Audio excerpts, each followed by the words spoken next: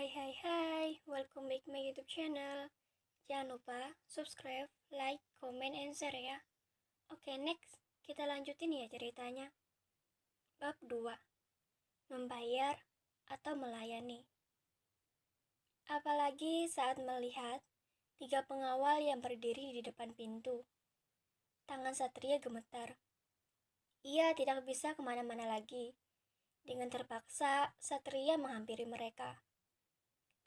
Tuan Daniel, ucap Satria gelagapan. Setelah Naya pergi untuk memanggil kakaknya, pria yang berada di dalam mobil keluar, diikuti dengan 3 pengawalnya dari belakang. Wajah pria itu begitu dingin dan datar. Ia berjalan dengan tegap dan langkah yang begitu besar. Sementara 3 pengawal itu, ia mengikuti tuannya dari belakang. Nama yang baru saja disebutkan oleh Satria adalah seorang direktur terkenal di negaranya. Satria pengusaha muda yang sangat sukses. Sementara Abai adalah sekretaris Daniel. Satria meneguk ludahnya kasar. Ia tahu apa tujuan pria dingin itu ke rumahnya. Tentu saja mereka akan menagih hutang kepadanya. Dan sialnya lagi, hutang Satria sangat banyak kepada Daniel. Lama tidak bertemu Tuan Satria, ucap Daniel dengan jahat. Mendengar perkataan dari Daniel, membuat Satria merasa mati kutu. Ia tidak bisa bergerak, bahkan menghela napas pun terasa sangat susah. Naya yang baru kembali membawa nampan berisi minuman sedikit tercengang. Karena keadaan di ruangan rumah begitu sangat canggung dan menyeramkan. Silakan diminum. Naya meletakkan nampan itu dengan perlahan di atas meja kecil di hadapan mereka. Langsung saja, Tuan saya ingin menagih hutang kepada Anda, Tuan Satria. Suara dari Abai yang begitu tegas dan jelas membuat Naya terkejut. Bahkan Naya hampir saja menumpahkan gelas yang baru saja ia letakkan. Ternyata dugaannya benar. Orang itu ingin menagih hutang kepada kakaknya. Apa maksud Anda? Tanya Naya gemetar. Kakak Nona berhutang banyak kepada tuan saya. Dan tuan saya ingin menagih hutang tersebut. Saut Abai tegas. Naya menelan selipannya kasar. Kemudian menoleh ke arah Satria. Satria yang tidak bisa berbuat apa-apa lagi, hanya bisa memasang wajah penuh Maafkan kakak, Dek, batin Satria. Naya menghela napas sesaknya dan menenangkan pikirannya. Berapa hutang kakak saya kepada tuan Anda? Tanya Naya. Ia berharap hutangnya kali ini tidak sebanyak kemarin. 10 miliar. Bagai terhantam beribu batu, Naya begitu syok mendengar kalimat 10 miliar. Itu bukanlah hutang yang sedikit. Hutang yang kemarin saja belum sepenuhnya lunas, dan kini bertambah lagi. Naya terduduk di sebelah kursi roda Satria, menatap Satria dengan tatapan kosong. Satria yang melihat Naya syok, merasa sangat kasihan dan bersalah. Sesaat kemudian, Naya akhirnya berdiri. Gadis itu berniat ingin meminta tempo untuk sementara, karena ia tidak tahu apa-apa. Meskipun tidak ada keyakinan untuk membayar semua hutang itu, apalagi Naya melihat pria di depannya itu sangat dingin dan kejam. Apa saya boleh meminta tempo?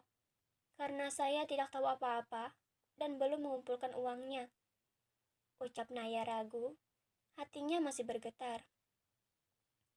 Satria yang tidak bisa berbuat apa-apa, ia hanya bisa memegang jari-jari mungil Naya. Daniel tersenyum jahat. Ia menatap kedua kakak beradik itu. Apa aku boleh meminta saran kepadamu, Sekretaris Abai?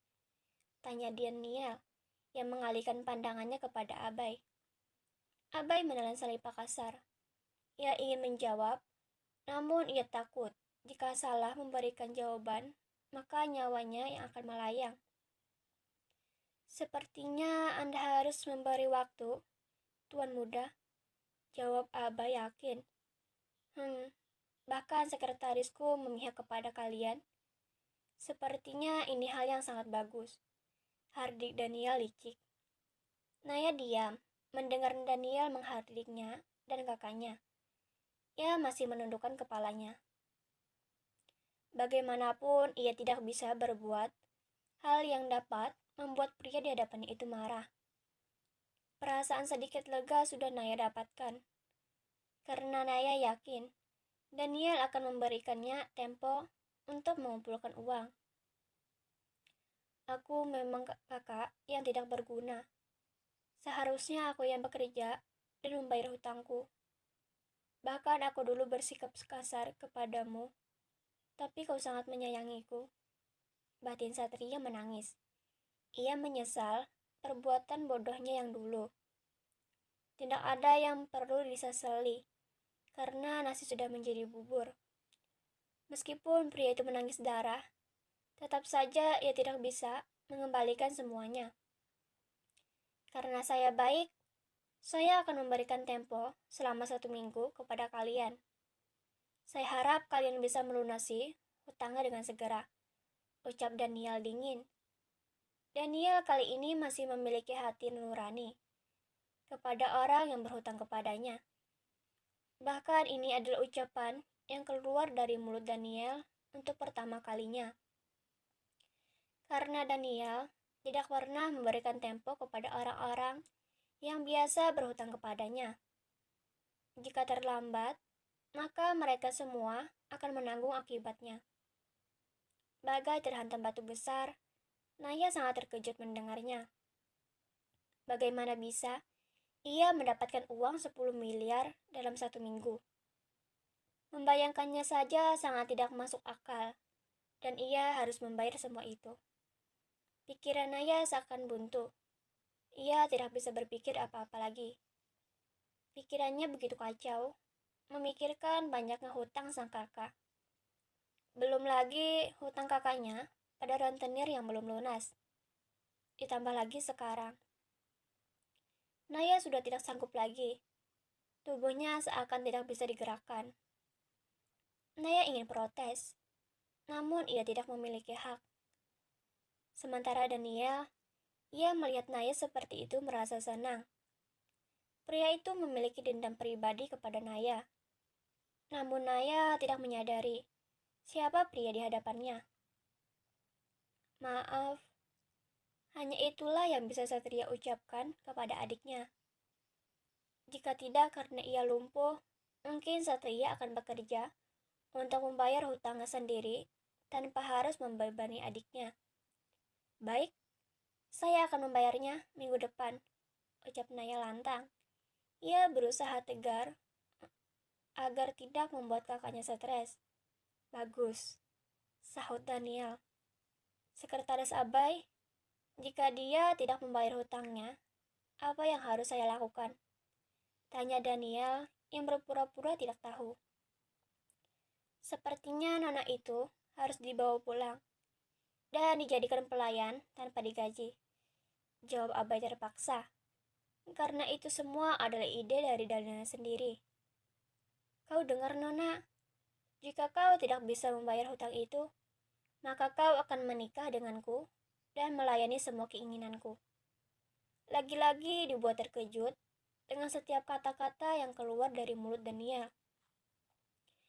Naya langsung menatap tajam ke arah Daniel tanpa rasa takut. Karena ia tak sudi jika harus menikah dengan pria di hadapannya. Jangan harap, tolak Naya tegas. Ia ingin sekali mencakar wajah pria itu. Namun, melihat banyaknya pengawal yang berjaga, membuat Naya mengurungkan niatnya itu. Kita lihat saja, Nona, ucap Daniel sinis. Ia menyeringai. Setelah perdebatan yang panjang itu, Daniel dan yang lainnya meninggalkan rumah Naya. Naya yang tadinya marah saat mendengar ucapan dari Daniel, kini ia sekarang langsung terduduk di samping kursi roda kakaknya. Maafkan kakak yang tidak berguna ini. Satria menangis. Tangannya gemetar saat ingin menyentuh pucuk kepala Naya. Kejadian ini membuat Satria seakan tidak ingin hidup lagi. Hidup atau mati dirinya tidak ada gunanya juga. Bagaimana mendapatkan uang sebanyak itu, kah? Ucap Naya lirih. Pikirannya sudah buntu. Jika bekerja lembur pun tidak akan menghasilkan uang sebanyak itu. Namun, tiba-tiba Naya teringat. Temannya yang menawarkan pekerjaan kepadanya dengan gaji yang 10 kali lipat dari gajinya di kafe. Kak, aku pergi mandi dulu. Jangan pikirkan masalah tadi. Biar aku saja yang menanggungnya, ucap Naya. Naya bergegas pergi ke kamarnya untuk mandi, karena ia setelah ini ingin pergi menemui temannya. Naya tidak tahu apa yang temannya kerjakan, sehingga mendapatkan gaji yang sangat banyak. Tetapi sebenarnya, teman Naya bekerja di klub malam dan menemani para hidung belang minum. Terima kasih, jangan lupa subscribe, like, comment, and share ya. Dadah.